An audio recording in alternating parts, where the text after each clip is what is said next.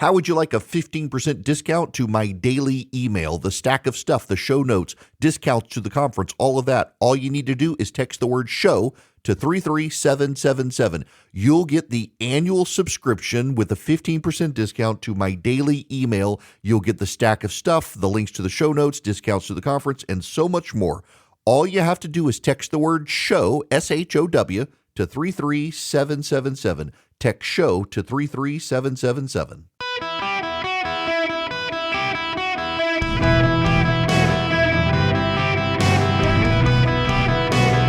Welcome to the Eric Erickson Show podcast, Hour 3. Greetings, conversationalists. Welcome. It's Eric Erickson here as we await the hurricane. Charlie texted me and he says, the phones may go out. He's working from home. He says the rain has started, and I'm looking out the window. It's like, it's a little cloudy, but I see a lot of blue sky. Nope. Turns out in the metro Atlanta area, there are lots of storms right now, but they're not the hurricane. They're the prelude of what's to come.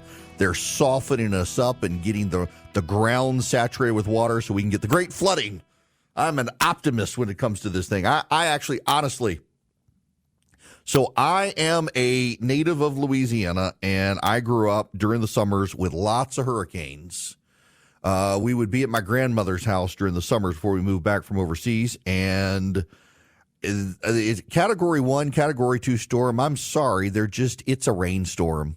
It's just a rainstorm that lasts longer than your normal thunderstorm, and typically there's not even thunder and lightning in a Category 1, Category 2 hurricane. It's just some wind and rain. In fact, my oldest sister was with my parents for the hurricane that blew through there a couple weeks ago, and she texted our family group chat. She says, well, this sucks.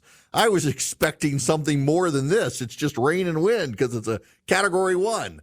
Don't want to downplay it for those of you who've never been through hurricanes before, but it's not going to be like a Cat 4. Those are the exciting ones. I've been through Andrew. I've been through Katrina, but this is just it's going to be wind. It's going to be rain. Now, further south of me, the wind and the rain can do some damage, particularly on farms and crops. And that's kind of the downside here is the farmers in the South, particularly in South Georgia with the peanut fields and the peach orchards and stuff like that. But in any event, don't get too excited by it.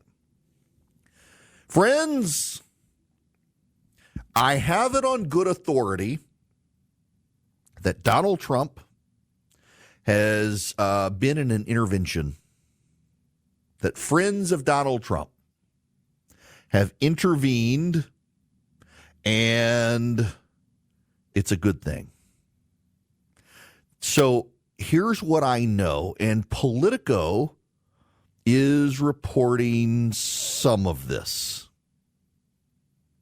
Although Politico doesn't have all of the details, their headline is he should be doing better. Even some Trump allies see him veering off course. To get there, I want to play you a clip. This is from Donald Trump's rally in Savannah, Georgia yesterday.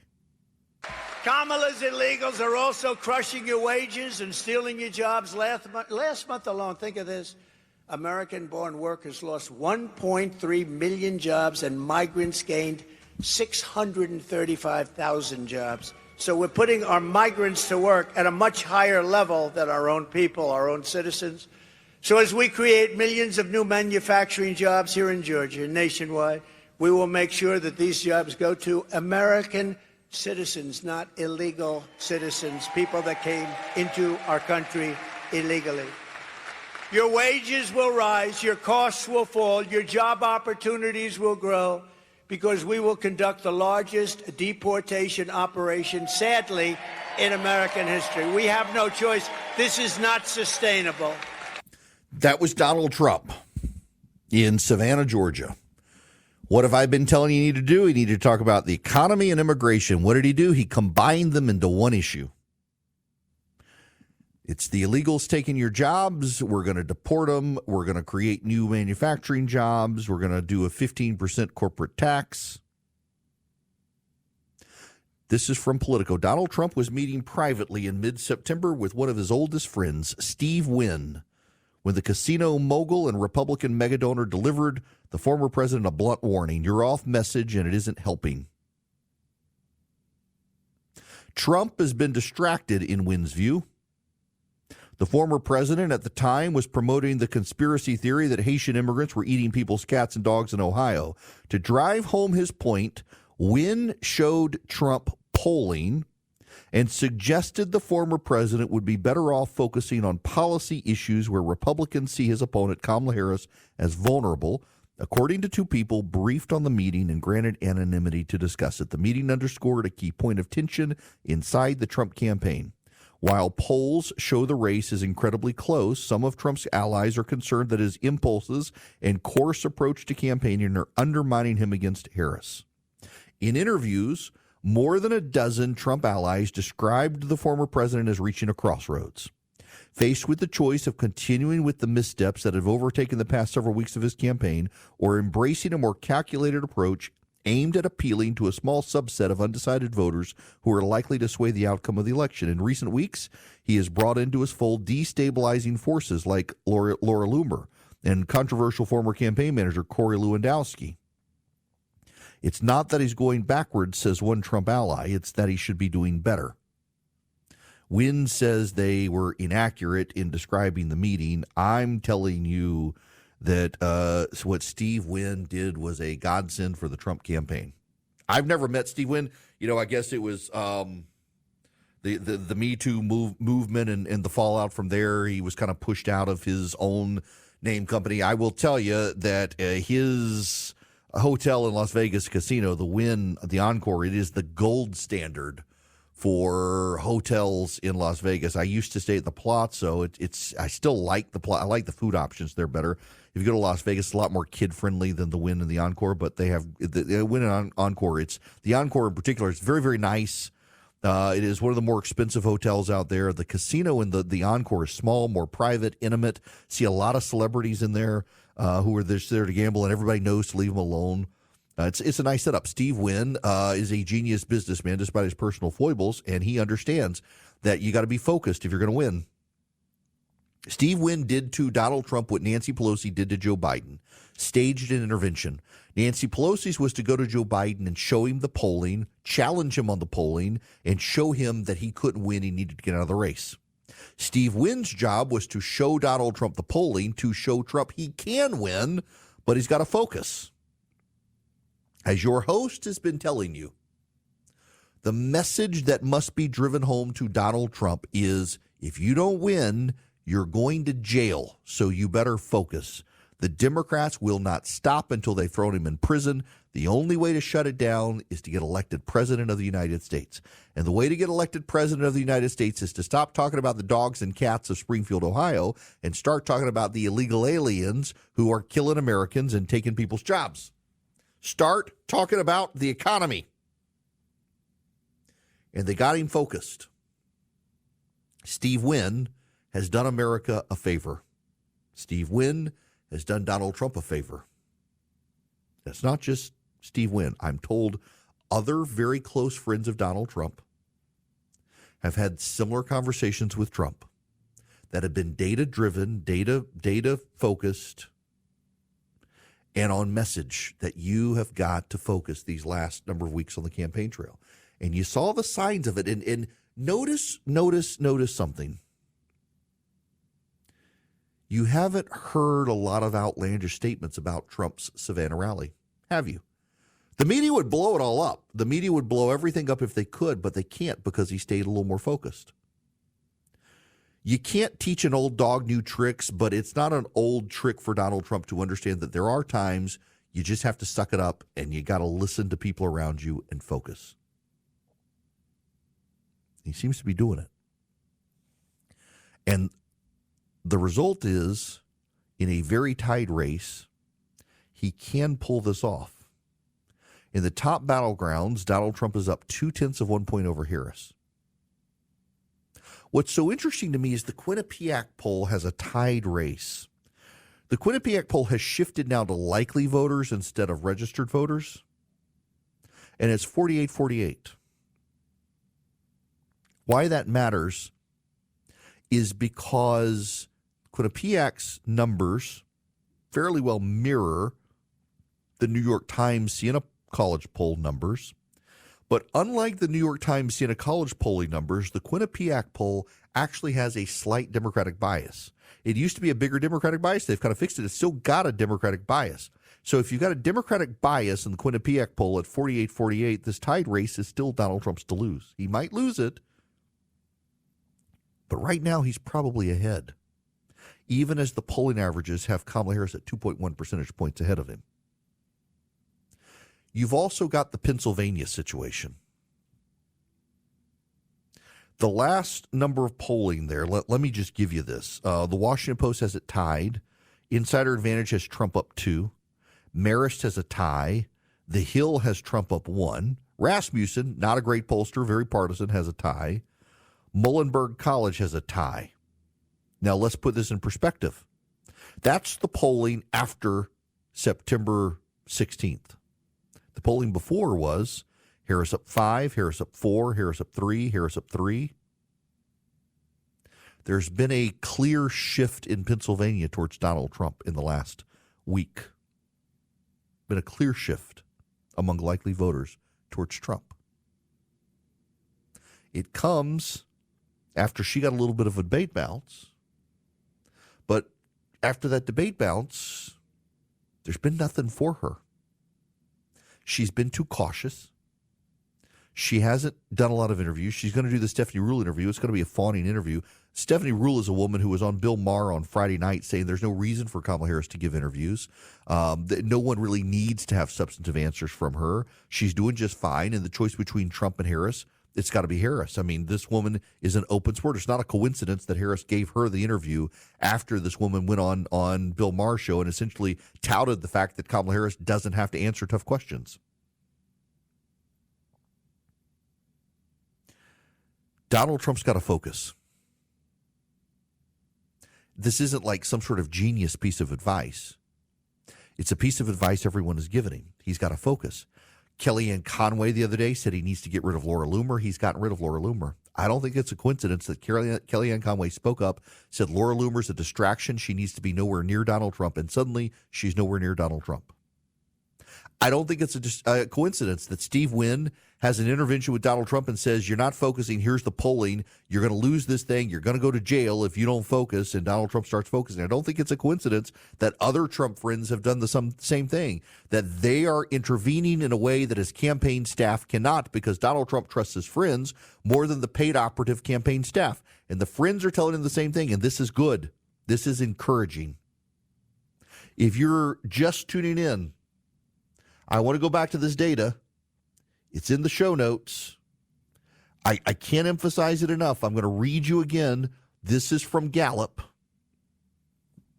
Nearly all of Gallup's measures that have shown some relationship to past presidential election outcomes or that speak to current perceptions of the two major parties favor the Republican Party over the Democratic Party.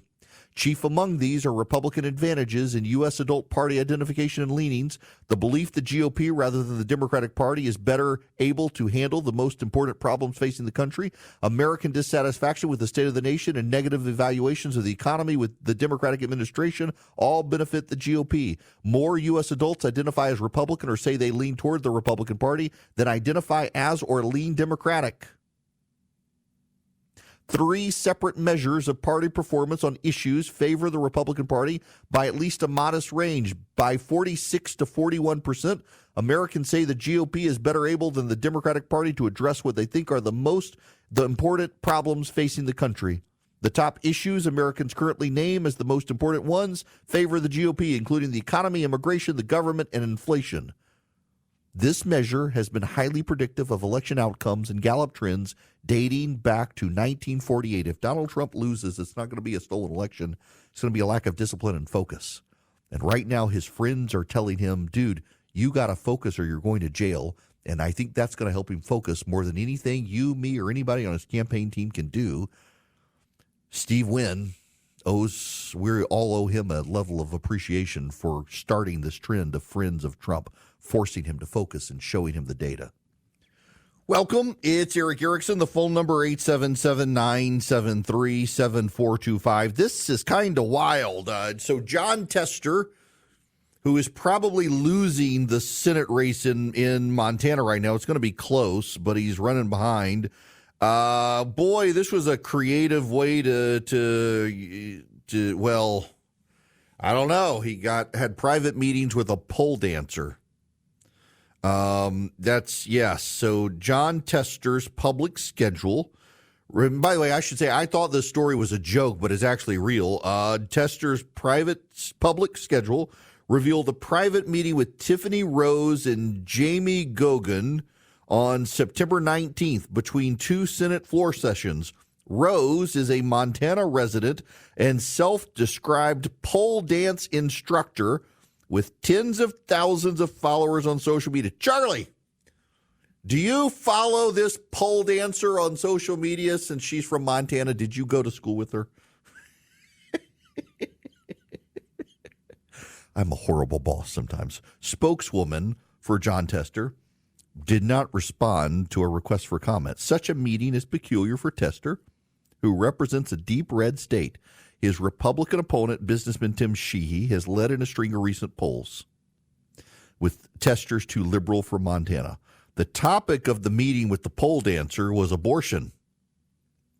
Rose said she's a new member volunteer for the Leadership Council of Reproductive Freedom for All. I got to meet Senator Tester and his team. I shook his hand and thanked him for his support of the salient freedom issue while visiting D.C.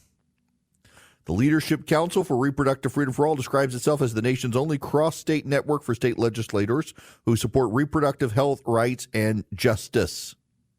Rose appears to be a local celebrity of sorts. She has more than 19,000 followers on Instagram, where she regularly posts raunchy videos of her acrobatics on a stripper pole. Her performances have led to 2 professional sponsorships. A link in her Instagram bio directs to a variety of online pole dancing classes with options such as Feel Sexy on the Floor and Hot Pole Girl Summer. My goodness, wow, holy, well, we didn't put this link in the show notes because it would be bad for your sanctification with the Free Beacon pictures. But there you go. Charlie, by the way, says he can neither confirm nor deny that he knows who this woman from Montana is. I bet so. John Tester talking to the pole dancer about abortion between Senate votes. Yep, priorities. His priorities mirror those of Montana, I guess. Something like that. I don't know. Weird. And they call us weird. Hillsdale College would love to have your support. Hillsdale College is a brilliant institution in Michigan, but they also have an amazing and available online just program that is so great that is free of charge to you if you go to ericforhillsdale.com. If you go to ericforhillsdale.com, you can sign up, get their podcasts, you can get their lecture series on citizenship and on the Constitution. Hillsdale College is actually fantastic. It's super conservative, but it's not indoctrination, y'all. That's what sets them apart. All they do is give you the truth. They give you the actual history of the United States. They teach about it. They talk about it in their podcast series on the podcast network. You can even get them Primus, which is just great intellectual firepower for you on a daily basis. Comes to your mailbox free of charge. EricForHillsdale.com, ERICK, EricForHillsdale.com. Begin a relationship with Hillsdale College today. Welcome. It's Eric Erickson here across the United States. Delighted to have you with me. If you'd like to be on the program, the phone number is 877-973-7425. You should note, I mentioned earlier, Hezbollah has fired on Tel Aviv, and an Israeli general is now hinting at the use of ground troops inside Lebanon. The Israeli military said it shot down the Hezbollah missile fired at Tel Aviv, the first time the Iranian-backed militia has taken direct aim at the city. And a reminder, Hezbollah can reach deep into Israel's urban core. As Israeli airstrikes continued in Lebanon and fears of a wider war grew, U.S. officials are working with allies to mediate a short-term ceasefire deal that would stop the violence on Israel's northern border. At the same time, Israel's military chief of staff, Lieutenant General Herzi Halevi, told soldiers stationed at the northern border with Lebanon that the airstrikes Israel has launched since Monday were intended to prepare the terrain for a possible ground incursion. The The Israeli military has called up 2 brigades of reservists and sent them to the border. Hezbollah said the missile fired into the heart of densely populated Israel has been intended to hit the headquarters of the Mossad. It was not clear whether the attempted strike in Tel Aviv was a defiant warning to Israel that Hezbollah could launch a bigger attack. Israel continued its barrage on Wednesday. While all of this is going on, campuses across the United States of America have burst into more anti-Semitic protests. And I want to be real clear here. These are not protests against Israel. These are protests against the Jewish people.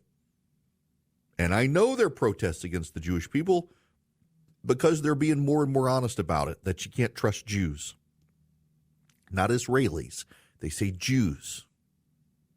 Israelis are citizens of the nation of Israel. Jews are a religious, ethnic group of people globally. And they're more and more being very open about it. A campus protester the other day held up a sign that said 500 Palestine, I forget exactly what, 500 deaths in Lebanon is worth as many as 15 million Jews or something, which is basically the population. It was very clearly anti-Semitic, showing essentially that they believed that the Hezbollah supporters who were killed in Lebanon were as meaningful as the entire total Jewish population on planet Earth. It is notable that it is Ivy League institutions. It's the University of Pennsylvania. It's again at Columbia and these others. It's not SEC schools where you see that this outpouring of anti-Semitism. It's these Yankee schools, these Ivy League institutions that have humored and coddled these terrorist supporters for a very long time. I can't do anything about them, but I feel compelled to mention this piece by Yair Rosenberg at The Atlantic, The Anti-Semitic Revolution on the American Right. He begins this way. The New York Times once dubbed the Princeton professor Robert George, who has guided Republican elites for decades, the reigning brain of the Christian right. Last year, he issued a stark warning to his ideological allies, quote, "Each time we think the horrific virus of anti-Semitism has been extirpated, it reappears," he wrote in May of 2023. A plea to my fellow Catholics, especially Catholic young people, stay a million miles from this evil. Do not let it infect your thinking. When I spoke with Robert George that summer, he likened his sense of foreboding to that of Heinrich Heine, the 19th century German poet who prophesied the rise of Nazism in 1834, 100 years before. Some 15 months after Robert George's warnings, the conservative commentator Tucker Carlson welcomed a man named Darryl Cooper onto his web-based show and introduced him to millions of followers as, quote, the best and most honest popular historian in the United States. The two proceeded to discuss how Adolf Hitler might have gotten a bad rap and why British Prime Minister Winston Churchill was, quote, the chief villain of the Second World War. Hitler tried to broadcast a call for peace directly to the British people and wanted to work with the other powers to reach an acceptable solution to the Jewish problem. An acceptable solution to the Jewish problem. Cooper elaborated in a social media post. He was ignored. Why the Jews should have been considered a problem in the first place and what a satisfactory solution to their inconvenient existence might be was not addressed. Some Republican politicians spoke out against Carlson's conversation with Cooper, and many historians, including conservative ones, debunked its Holocaust revisionism, but Carlson is no fringe figure. His show ranks as one of the top podcasts in the United States. Videos of its episodes rack up millions of views. He has the ear of Donald Trump and spoke during prime time at the 2024 Republican convention. His anti-Jewish provocations are not a personal idiosyncrasy, but the latest expression of an insurgent force on the American right, one that began to swell when Trump first declared his candidacy for president and has come to challenge the identity of the conservative movement itself. In 2019, hecklers pursued Republican Congressman Dan Crenshaw, a popular former Navy SEAL from Texas, across a tour of college campuses, posing leading questions to him about Jews and Israel and insinuating the Jewish state was behind the 9/11 attacks. The activists call themselves Groypers, were led by a young white supremacist named Nick Fuentes, an internet personality who's defended racial segregation, denied the Holocaust, and participated in the Charlottesville, Virginia rally where marchers chanted, "Jews will not replace us." Carlson and Fuentes weren't the only ones to recognize the rising appeal of anti-Semitism on the right. On January 6, 2021, an influencer named Elijah Schaefer joined thousands of Trump supporters storming the U.S. Capitol, posting live from Nancy Pelosi's office. 18 months later, Schaefer publicly polled his hundreds of thousands of Twitter followers, "Do you believe Jews disproportionately control the world institutions, banks, and are waging war on white Western society?"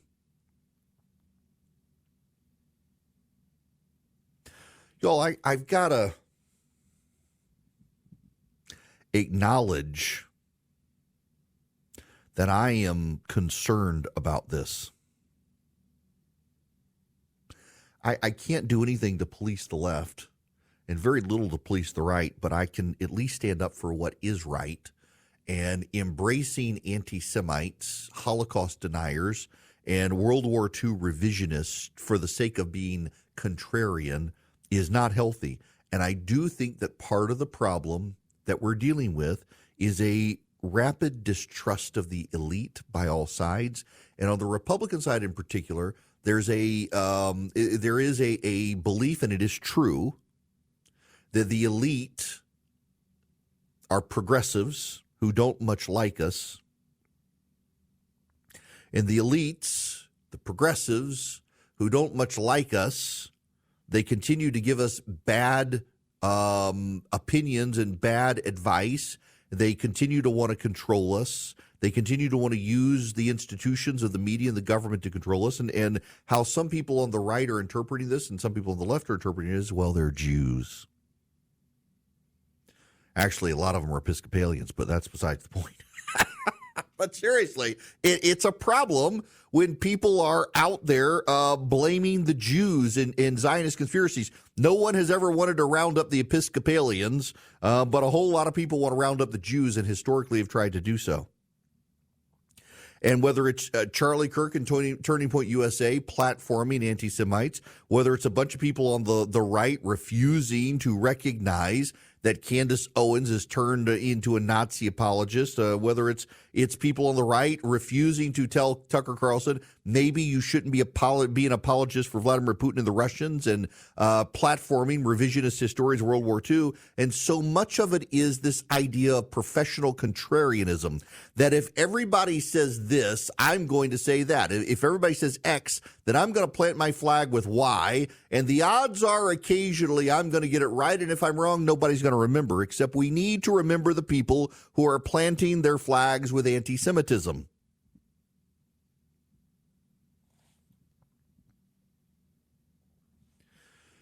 By 2022, Nick Fuentes was shaking hands on stage with Marjorie Taylor Greene of Georgia and dining with Donald Trump at Mar-a-Lago. In 2019, the Groyper activists were picketing events held by Turning Point USA, the conservative organization founded by Charlie Kirk. By 2024, Turning Point was employing and periodically firing and denouncing anti-Semitic influencers who appeared at conventions run by Fuentes. The Zionist Jews controlling our planet are all pedophiles who have no regard for the sanctity of human life and purity, one of the organization's ambassadors posted before she was dismissed. In 2020, Carlson's lead writer, Blake Neff, was compelled to resign after he was exposed as a regular contributor to a racist internet forum. Today, he produces Charlie Kirk's podcast and recently reported alongside him at the Republican National Convention. Why does Turning Point USA keep pushing anti-Semitism? Asked Eric Erickson, the longtime conservative radio show host, last October. The answer, because that's what a growing portion of the audience wants. And that is a damning conclusion if it's true.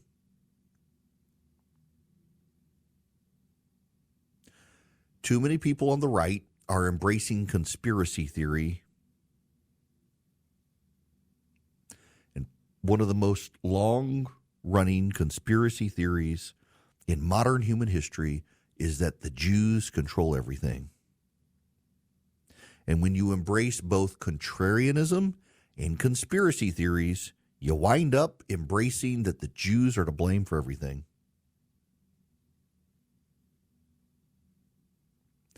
We live in dangerous times. I say often, we are catechized by those we surround ourselves with. You know what the catechism is? The catechism is the questions and answers that people of faith ask themselves. They memorize the answers, so when challenged, they have the answers. What is the chief purpose of man? The very first catechism question.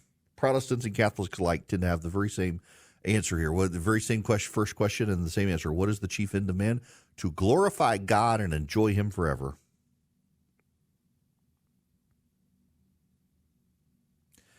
You practice the catechism to strengthen your faith, to have the answers to your faith when people come questioning you.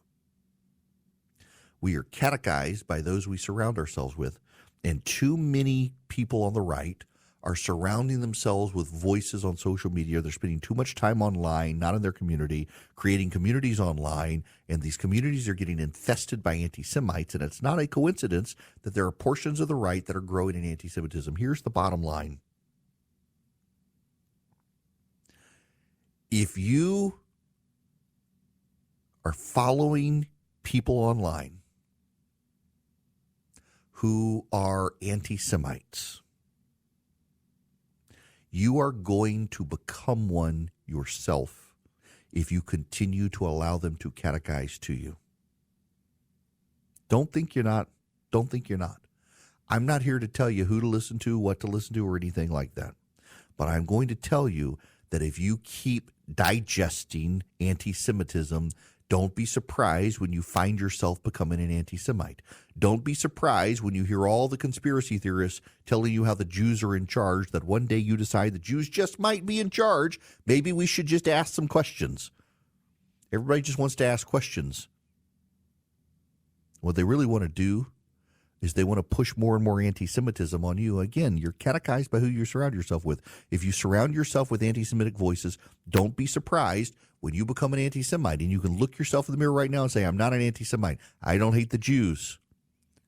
But are they really a charge? You've become an anti-Semite, my friend, and you don't even realize it. Now, I got to tell you about Americans for Prosperity before I get out of here. Americans for Prosperity would love to have you on their side, and you can join them at americansforprosperity.org/volunteer.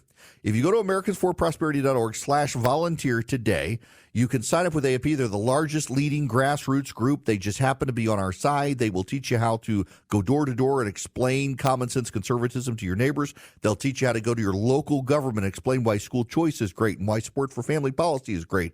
They'll teach you how to go to your state government and explain why deregulation is great for small businesses. They're fantastic when it comes to promoting free markets and families. They believe in common sense conservative solutions. They would love to have you on their side. They have chapters in just about every single state. All you have to do is go to americansforprosperity.org/volunteer. In fact, I'm going to do this, americansforprosperity.org/volunteer. When you do that, you'll pull up their page, Take a Stand for Freedom. You can put your name in, your address, your email, your phone, your zip code. They'll know where you are, and they'll be able to reach out to you, get you involved in the process. You want to make a difference in the fight for common sense conservatism in the country? Go to americansforprosperity.org/volunteer today. Welcome back. It is Eric Erickson here. Let me make David from Jacksonville, Florida, listening to WOKV, the last caller of the day. David, welcome. Hey, how you doing? We're just sitting here waiting for a hurricane to come up to the other side of Florida and touch us a little bit over here. But y'all may actually be a little safer than me from this thing, although I am seeing on the other side, Tampa's starting to evacuate Southwest Tampa. Sure. You know, did you use the word the Jewish problem, or was it the Jewish solution? That was Daryl Cooper was referring to Hitler just wanting to deal with the quote-unquote Jewish problem. Yeah, well, I was going to say that you didn't say, I didn't hear you say that, but that goes back to, to Hitler. Yeah. But anyway, what I call it about, well, obviously, also, I'm so happy that your show is doing so well, because you really explain stuff, especially some of this polling stuff that can get very, very technical, because I love statistics. in a way that people that may not be as nerd out about it can understand it, and I really appreciate that. Thank you. But what I really called about, let's say that today I wanted to go and look for websites that did not speak kindly of Jewish people. I'm not going to call it anti-Semitic, but at least I didn't believe them to be, but they didn't speak kindly of Jewish people. And I read it every time it refreshes and comes up and all that stuff. Well, what I might start doing after that is every time I see a banker on TV, of all the bankers, not just a banker, who might happen to have a Jewish-sounding last name, I'm going, And then when I flip on the TV, and again, of not all the people that produce TV shows, but I just happen to focus on somebody named, Goldberg or whatever. You can turn yourself, without even thinking about it, into an anti-Semitic just real fast, just by closing yourself off from other types of information only because you were interested in something. I think that's what you were trying to say a while ago. Yeah, it is wild. And particularly, and I'm glad you raised that point, David, and I meant to before I ran out of time the last one. Thanks for the phone call, is y'all do understand why the stereotype of Jews in banking exists, right? I hope you understand that. In the Middle Ages, because Christian doctrine, in particular at the time, viewed lending money to be a sin, the authorities, who were Christian princes, forced the Jews to lend the money. And their argument was that if the Christians weren't lending the money to each other, well, they were keeping their hands clean with sin. We'll make the Jesus killers do it. And Jews became the lenders of money. They were put down upon in society. Never mind the whole story of the New Testament and Jesus' crucifixion was that everybody played a role. They're like, oh, no, it was them, not us. We're keeping our hands clean. Well, guess what? When you put an entire population of people in charge of lending money because you want to keep your hands clean of it, guess what those people get really, really good at? Lending money. Thus, then you have the rise of anti-Semitism. Well, they control the race. Well, you're damn right they do, because you forced them to, because you wanted to have your clean hands for Jesus. And then you just suddenly become an anti-Semite. It just, you're catechized by what you surround yourself with. Don't surround yourself with anti-Semitic conspiracy theories, or you're going to become an anti-Semitic conspiracy theorist. You program your brain. Don't program it with that sort of stuff. And I will talk to you guys tomorrow before this hurricane comes in and overwhelms us all in the Southeast. I hope my power stays on. At least I got underground power lines.